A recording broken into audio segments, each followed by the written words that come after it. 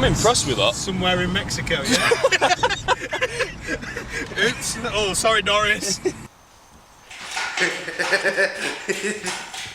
You alright?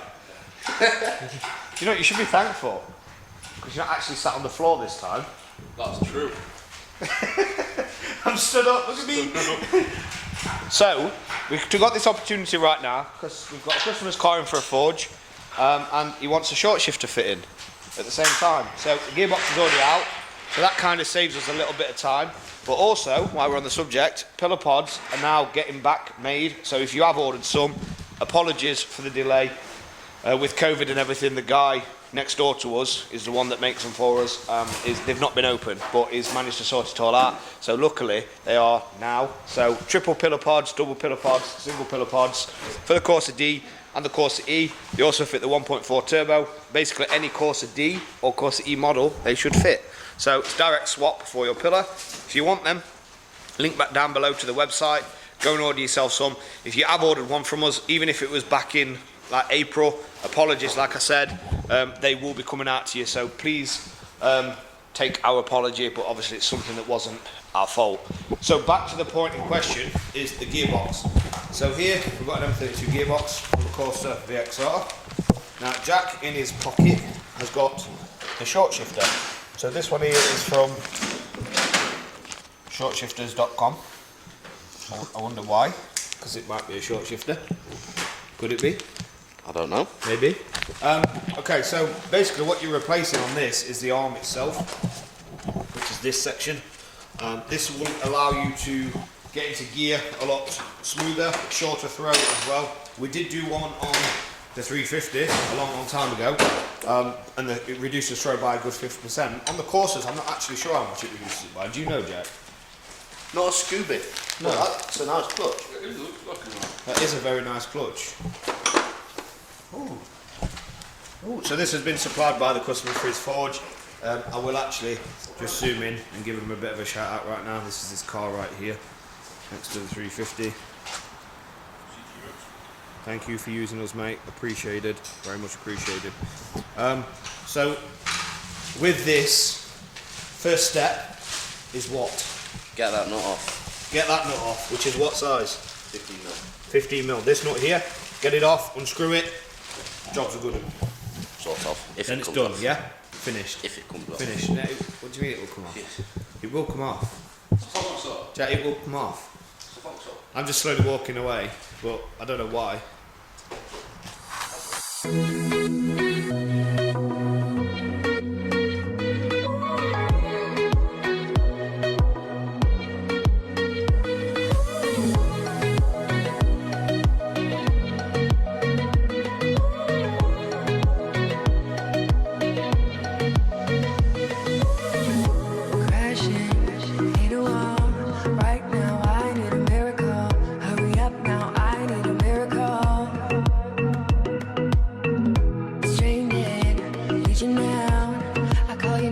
Just like that, fitted. Easy. As quick as that. So, quick recap on that. You saw the yellow paint being applied to both shifters. That is because it's essential that you put them in the same location.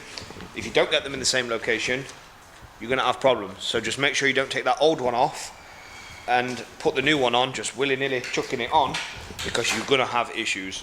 They need to be in the exact same position as it was. For example, if it's in a gear or anything else like that, it needs to be in the exact same position. So this is how you ensure that it is. So when you do connect your gear, your gear cables back up, selector cables, you're going to have no issues when plugging it in. You alright? Can I help you?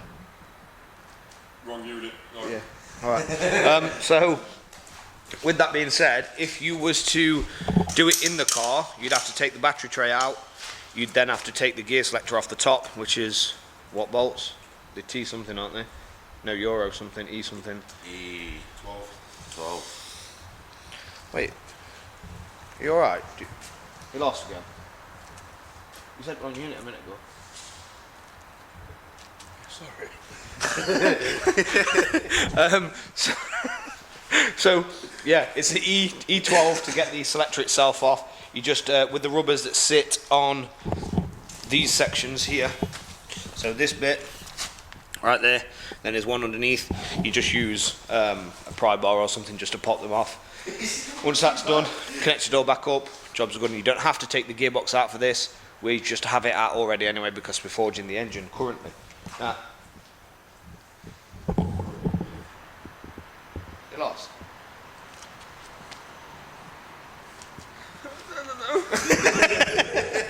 Mummy! So now that's been done, what we're going to do is we're going to actually put this engine in now. So this engine was built a couple of days ago. We're just waiting for the customer to drop the clutch off. Now we don't charge extra for installing clutches because the old one comes off anyway. That is if you have a forge, of course, because there's no extra work involved for us except putting a new piece on and then taking the old one off. Are you all right? Okay. All right. Wait, is he back again? Excuse me, mate. Are you lost? No, I thought I fell apart. Okay, yeah, all right. Do you know how to put a clutch on, yeah? I haven't got a clue, mate. No, just wing it. Just wing it. Right. Yeah. So that's that problem solved. I don't know who he is. He just keeps coming back. Can't seem to get rid of him. Jack. The fuck? Locked up.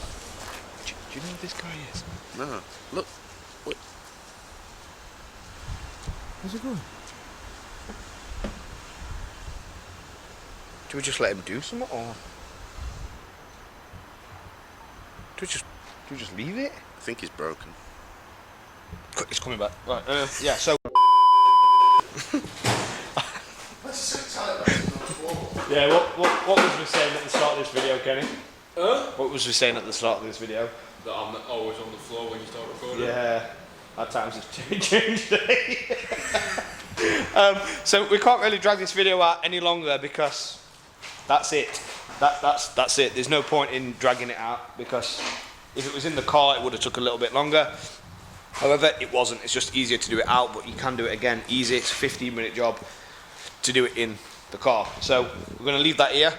Make sure you like, comment and subscribe, and we'll see you guys in the next one.